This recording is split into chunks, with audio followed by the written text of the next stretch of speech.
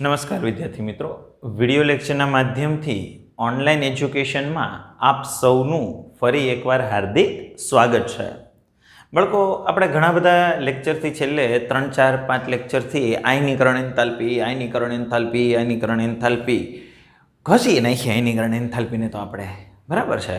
એટલે જરાક તમે કંટાળી ગયા છો, સાહેબ હવે કાંઈક નવું કરો, રોજ ઉઠીને આયનીકરણ એન્થાલ્પી જ આવે છે. તો બાળકો, આજે આપણે નવી એન્થાલ્પી, ઇલેક્ટ્રોન પ્રાપ્તિ એન્થાલ્પી, શું ડિસ્કસ કરવાનું છે બાળકો? ઇલેક્ટ્રોન પ્રાપ્તિ એન્થાલ્પી, રાઈટ? તો સૌથી મહત્વનો પોઈન્ટ કે સાહેબ આ શું નવું આવ્યું? બાળકો, તમને પહેલાંય ખબર હશે, એન્થાલ્પી મતલબ ઉર્જા. આયનીકરણ એન્થાલ્પી તો આપણે ઉર્જા કીધું હતું. ઇલેક્ટ્રોન પ્રાપ્તિ એન્થાલ્પી, એન્થાલ્પીનો મતલબ ઉર્જા. અત્યાર સુધી આપણે શું ધંધો કર્યો? તો કે તમને ખબર જ છે આપણે અત્યાર સુધી શું કાર્યક્રમ કર્યા એમ. તો કે દાખલા તરીકે આ કોઈ પરમાણુ હોય, રેડી? આ કોઈ વાયુરૂપ તટસ્થ પરમાણુ હોય. આયનીકરણ એન્થાલ્પી યાદ દેવડાવજો શું હતું? વાયુરૂપ તટસ્થ, બરાબર, પરમાણુ મારી પાસે છે. તો આયનીકરણ એન્થાલ્પીમાં મેં તમને એવું સમજાવ્યું હતું કે આ બાહ્યતમ કક્ષામાં જે એક ઇલેક્ટ્રોન હોય, એ બાહ્યતમ કક્ષાના એક ઇલેક્ટ્રોનને આપણે ઉર્જા આપી અને બહાર કાઢતા હતા. બાહ્યતમ કક્ષામાં એટલે કે સંયોજકતા કક્ષાની અંદર જે એક ઇલેક્ટ્રોન હતો, તો એ એક ઇલેક્ટ્રોનને આપણે ઉર્જા આપી અને ક્યાં મોકલતા હતા? બહાર મોકલી દેતા હતા. તો એ બહાર મોકલવા માટે તમે જે ઉર્જા ખર્ચતા હતા, આ બાહ્યતમ કક્ષાના ઇલેક્ટ્રોનને બહાર મોકલવા માટે તમે જે ઉર્જા ખર્ચતા હતા, બસ આ ઉર્જાને કહેતા હતા તમે આયનીકરણ એન્થાલ્પી, રાઈટ? તો હવે ધ્યાનથી જોજો બાળકો, સહેજ તો ડિફરન્સ કરીએ છીએ. શું? તો કે કોઈ ઇલેક્ટ્રોન રખડતો ભટકતો આંટા મારે છે, તો હું વાયુરૂપ તટસ્થ પરમાણુમાં એક ઇલેક્ટ્રોન દાખલ કરું. વાયુરૂપ તટસ્થ પરમાણુમાં એક ઇલેક્ટ્રોન દાખલ કરી. તો જો બાળકો, જ્યારે ઇલેક્ટ્રોન દૂર થતો હતો ત્યારે ધન આયન બનતો હતો. તો ઇલેક્ટ્રોન દાખલ થાય ત્યારે કયો આયન બને? ઋણ આયન બને. જો ઇલેક્ટ્રોન દૂર થતો હતો તો કયો આયન બનતો હતો? ધન આયન. પણ ઇલેક્ટ્રોન દાખલ થાય તો ઋણ આયન બને. તો સમજો મારા શબ્દો બરાબર. વાયુરૂપ તટસ્થ પરમાણુમાં એક ઇલેક્ટ્રોન દાખલ કરીને ઋણ આયન બનાવવા માટે જરૂરી ઉર્જાને અથવા તો થતા એન્થાલ્પીના ફેરફારને ઇલેક્ટ્રોન પ્રાપ્તિ એન્થાલ્પી કહે છે. જો વાક્ય વાંચો, જ્યારે વાયુરૂપ તટસ્થ પરમાણુમાં એક ઇલેક્ટ્રોન દાખલ થઈ અને ઋણ આયન બને ત્યારે થતા એન્થાલ્પીના ફેરફારને શું કહેવામાં આવે છે? ઇલેક્ટ્રોન પ્રાપ્તિ એન્થાલ્પી. ઓલામાં એવું હતું કે ઇલેક્ટ્રોન દૂર કરી ધન આયન બનાવવા માટે થતા એન્થાલ્પીના ફેરફારને આયનીકરણ એન્થાલ્પી કીધી હતી. જ્યારે અહીંયાથી વિપરીત છે. વાયુરૂપ તટસ્થ પરમાણુમાં ઇલેક્ટ્રોન દાખલ કરીને, વાયુરૂપ તટસ્થ પરમાણુમાં ઇલેક્ટ્રોન દાખલ કરીને ઋણ આયન બનાવવા સમયે થતા એન્થાલ્પીના ફેરફારને શું કહેવામાં આવે છે? ઇલેક્ટ્રોન પ્રાપ્તિ એન્થાલ્પી. જુઓ બાળકો, દાખલા તરીકે મારી પાસે કોઈ એક પરમાણુ છે X, રાઈટ? મારી પાસે વાયુરૂપ તટસ્થ પરમાણુ છે X, રેડી? આ G એટલે ગેસ, વાયુ અવસ્થા. તો આ વાયુરૂપ તટસ્થ પરમાણુ છે. બાળકો, જો મેં એમાં એક ઇલેક્ટ્રોનનો ઉમેરો કર્યો, જો પ્લસ ઇલેક્ટ્રોન, તો વાયુરૂપ તટસ્થ પરમાણુમાં એક ઇલેક્ટ્રોન મેં દાખલ કર્યો. તો દાખલ કર્યો એટલે અહીંયા તમે જોઈ શકો છો ઋણ આયન બની ગયો. જો તો વાયુરૂપ તટસ્થ પરમાણુમાં એક ઇલેક્ટ્રોન દાખલ કરી અને આ જે ઋણ આયન બનાવ્યો, તો આ સંપૂર્ણ ક્રિયા દરમિયાન એન્થાલ્પીનો જે કંઈ ફેરફાર થાય એને કહેવાય ઇલેક્ટ્રોન પ્રાપ્તિ એન્થાલ્પી. હવે કેમ ગણાય? તો કે સિમ્પલ લોજિક છે. આ જે નિપજ હોય એની એન્થાલ્પીમાંથી પ્રક્રિયકની એન્થાલ્પી બાદ કરવી પડે. નિપજની એન્થાલ્પીમાંથી પ્રક્રિયકની એન્થાલ્પી બાદ કરવી પડે, તો જ ખબર પડે ને કેટલો એન્થાલ્પીનો ફેરફાર થયો. એટલે કે અંતિમ એન્થાલ્પીમાંથી પ્રારંભિક એન્થાલ્પી બાદ કરવી પડે, તો ત્યારે મને એન્થાલ્પીનો ફેરફાર મળે, કેટલો થયો. એટલે કે વધી ઘટી તો જ મળે.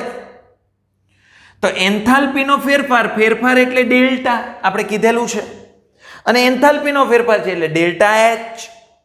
પણ અહીંયા એન્થાલ્પીના ફેરફારને આપણે કયું નામ આપ્યું છે? અહીંયા જે એન્થાલ્પીનો ફેરફાર થઈને આપણે શું નામ આપ્યું? ઇલેક્ટ્રોન પ્રાપ્તિ એન્થાલ્પી. એટલે અહીંયા આપણે વચ્ચે મૂકીશું ઈજી. વચ્ચે શું મૂકીશું? ઈજી. ઈજીને ઇંગ્લિશમાં કહેવાય electron gain. Electron gain, gain મતલબ મેળવવું, પ્રાપ્તિ. તો ઇલેક્ટ્રોન ગેઇન મતલબ ઇલેક્ટ્રોન પ્રાપ્તિ સમયે થતો એન્થાલ્પીનો ફેરફાર એટલે ડેલ્ટા ઈજી એચ. હા બાળકો, તમને કોઈ વ્યક્તિ એમ પ્રશ્ન પૂછે કે આયનીકરણ એન્થાલ્પીનો એકમ હતો કિલો જૂલ પર મોલ. આયનીકરણ એન્થાલ્પીનો એકમ હતો કિલો જૂલ પર મોલ. તો તમને કોઈ અહીંયા વ્યક્તિ એવો પ્રશ્ન પૂછે કે ભાઈ ઇલેક્ટ્રોન પ્રાપ્તિ એન્થાલ્પીનો એકમ શું?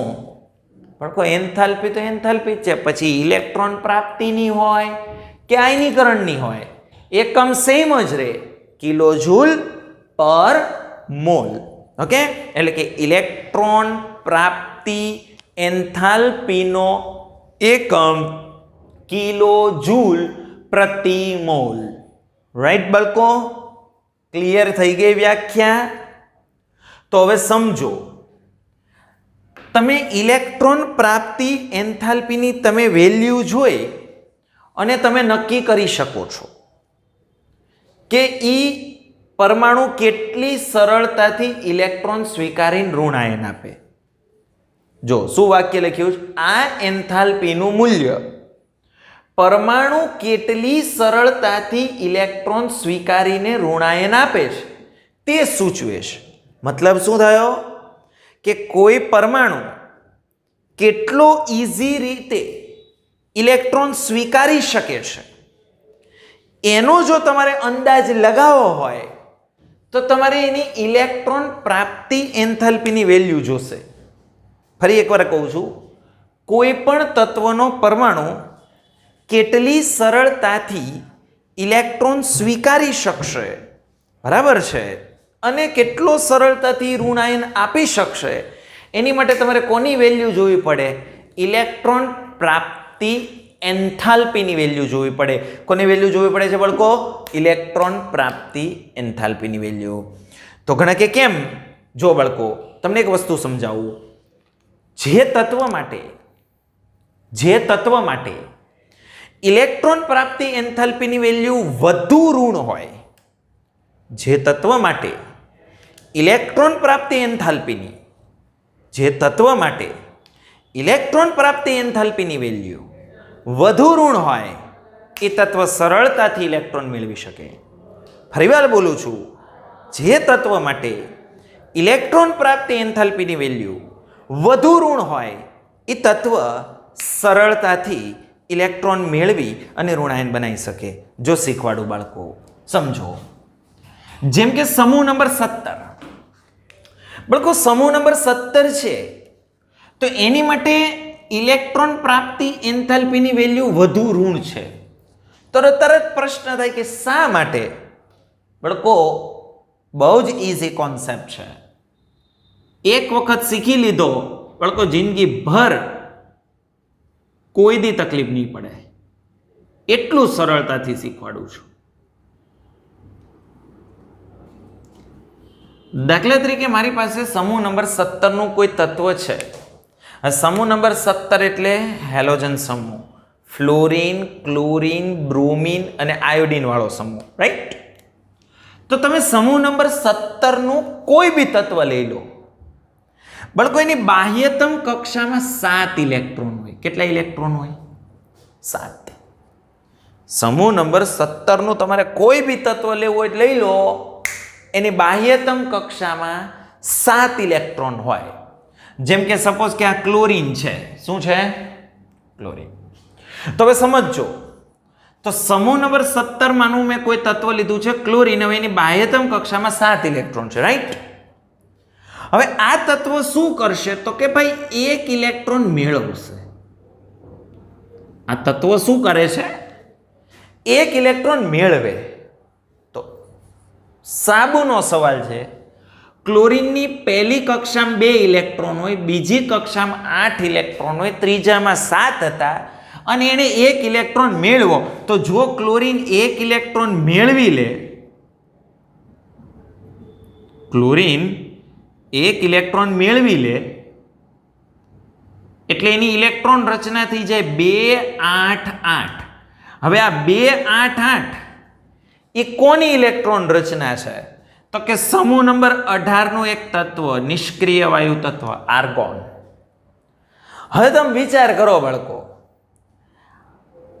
ક્લોરિન 1 ઇલેક્ટ્રોન જ્યારે મેળવે એટલે કે સમૂહ નંબર 17 નું કોઈ પણ, આ તો હું અત્યારે ક્લોરિનનું ઉદાહરણ આપું છું.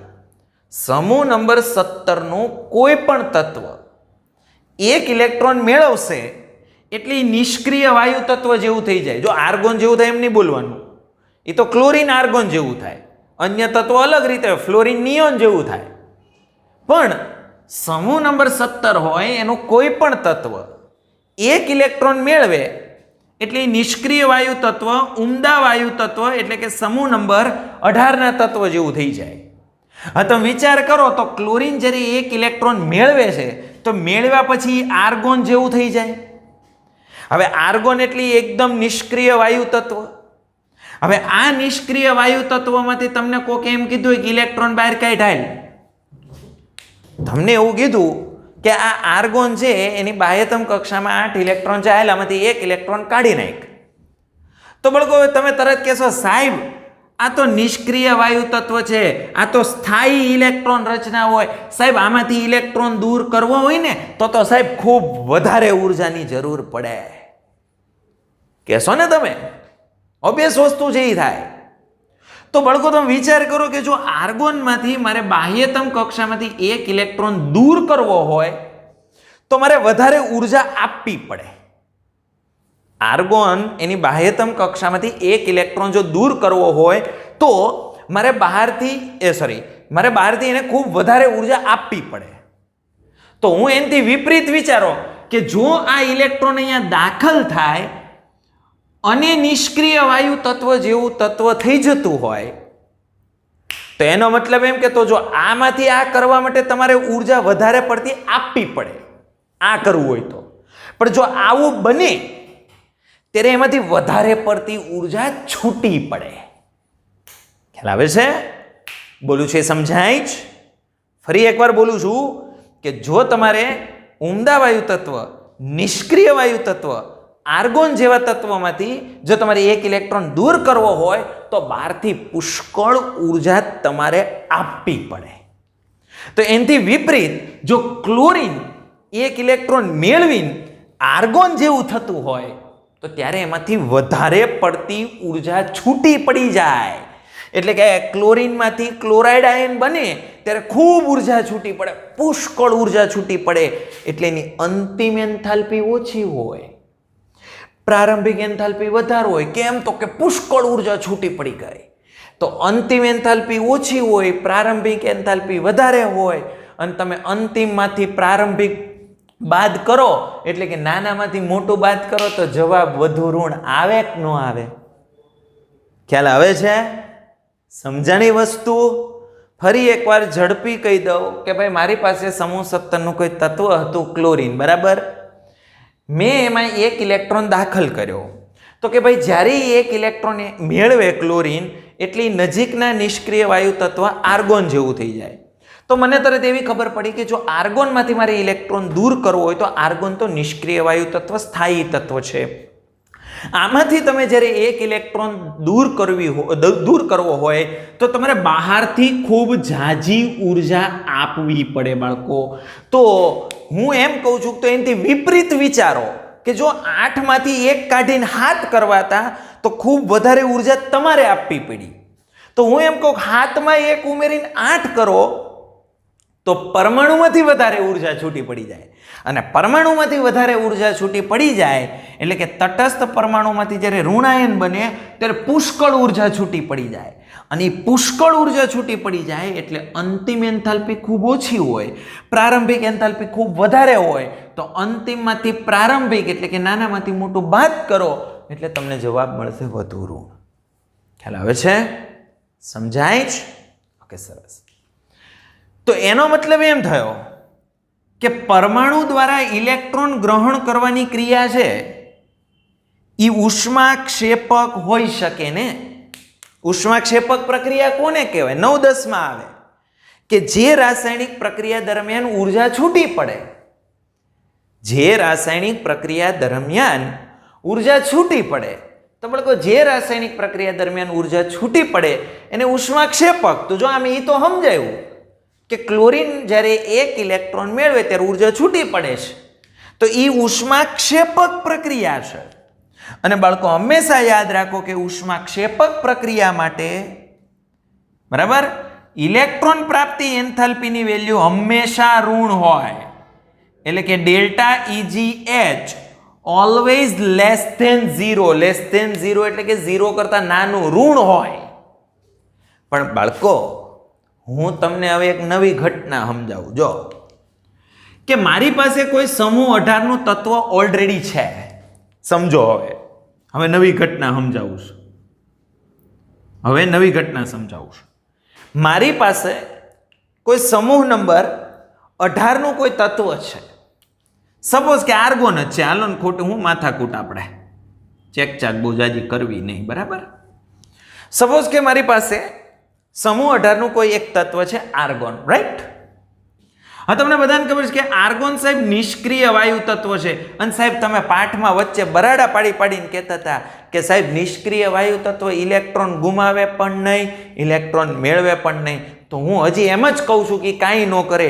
પણ કોક દોઢો હોય, બરાબર, કોક દોઢ ડાયો માણા હોય, એને એમ થાય કે સાહેબ આ આર્ગોન પાસે બાહ્યતમ કક્ષામાં 8 છે. સાહેબ હું એમાં 1 ઇલેક્ટ્રોન નાખીને 9 કરી દઉં તો તમને કાંઈ વાંધો? બાળકો મને પર્સનલી તમારી હારે કાંઈ વાંધો નથી કે ભાઈ હાલો આર્ગોન હતું એની બાહ્યતમ કક્ષામાં 8 ઇલેક્ટ્રોન હતા, એમાં તમે 1 ઇલેક્ટ્રોન દાખલ કરી 9 કર્યા. મને પર્સનલી તમારી સાથે કોઈ વાંધો નથી. પણ પછી આર્ગોન તમારો દુશ્મન થઈ જાય. કેમ? આર્ગોન એટલા માટે તમારો દુશ્મન થઈ જાય કેમ કે આર્ગોન ઓલરેડી નિષ્ક્રિય સ્થાયી તત્વ હતું. એટલે કે આર્ગોનની પોતાની ઇલેક્ટ્રોન રચના ઓલરેડી સ્થાયી હતી. તો આ તો તમે પરાયણે નાખ્યો ને આર્ગોનની મરજી વિરુદ્ધ. આ 9મો તમે જે નાખ્યો એ આર્ગોનની મરજી વિરુદ્ધ નાખ્યો. એટલે કે આર્ગોનમાંથી જ્યારે એનો ઋણ આયન તમે બનાવો તો આ સ્થાયી હતો પણ એમાં તમે મરજી વગરનો ઋણ આયન તૈયાર કરી નાખો એટલે અસ્થાયી હોય. એટલે આ તો એને પરાયણે રાખ્યો હોય. હું તો કે તમને મારી તો હકે નહીં એટલે એને પરાયણે હાંચવીને રાખ્યો હોય. હવે વિચાર કરો આ પરાયણે હાંચવેલો હોય એને તમે સહેજ પણ ઉર્જા આપો એટલે તરત બારો નીકળી જાય. આ પરાયણે હાંચવેલો 9મો હોય એને સહેજ ઉર્જા આપો તો શું થાય? બહાર નીકળી જાય. તો એનો મતલબ એમ કે તો તમે જ્યારે અહીંયા 1 ઇલેક્ટ્રોન દાખલ કરો તો જો અહીંથી તમે કાઢવા માટે સહેજ જ અમથી ઉર્જા આપો ને એટલે નીકળી જાય. તો જ્યારે તમે અહીંથી અહીંયા ઇલેક્ટ્રોન દાખલ કરો તો આની તો કોઈ મરજી જ નહોતી ને. સ્વાભાવિક વસ્તુ છે, કોઈ વ્યક્તિની મરજી ન હોય અને એની મરજી વિરુદ્ધ તમારે એની પાસેથી જો કામ લેવું હોય તો સિમ્પલ લોજિક છે કે તમારે જ ખર્ચો કરવો પડે. કેમ કે એને 1% રસ ન હોય. તો અહીંયા બસ એવું જ થાય છે, આર્ગોનને 9મો ઇલેક્ટ્રોન મેળવવામાં કોઈ જ રસ નહોતો.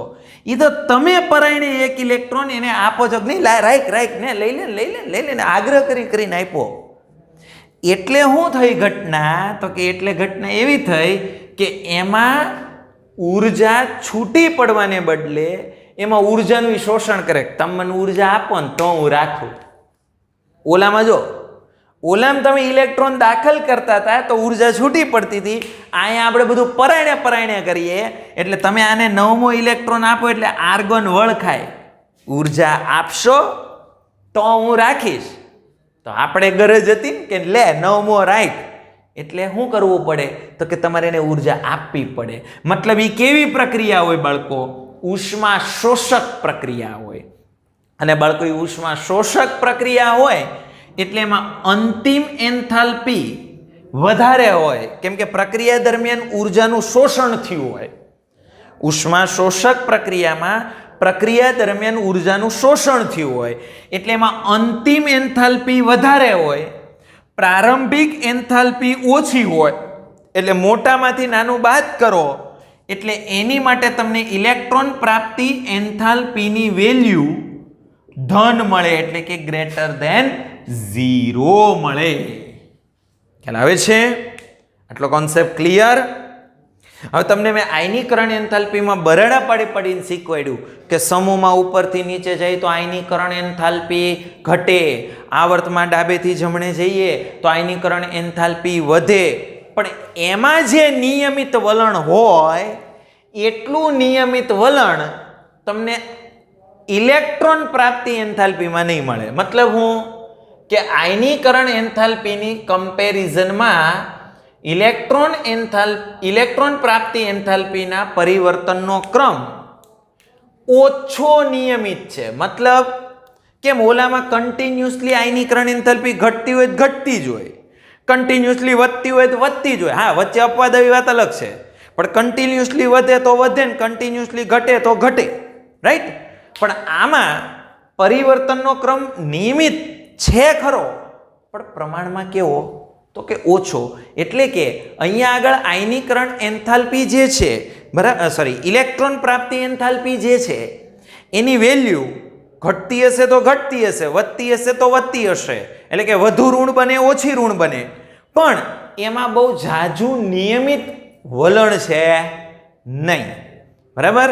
તો સમૂહની અંદર અને આવર્તની અંદર ઇલેક્ટ્રોન પ્રાપ્તિ એન્થાલ્પીનો કેવો ચેન્જ હોય એ હવે આપણે નેક્સ્ટ ટાઈમ શીખીશું.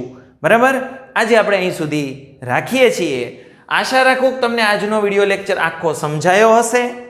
જો બાળકો કોઈ પણ વ્યક્તિને કાંઈ પણ પ્રકારની તકલીફ હોય તો પૂછી લેજો. હવે આપણે નેક્સ્ટ લેક્ચરની અંદર આગળ વધીશું. Thank you.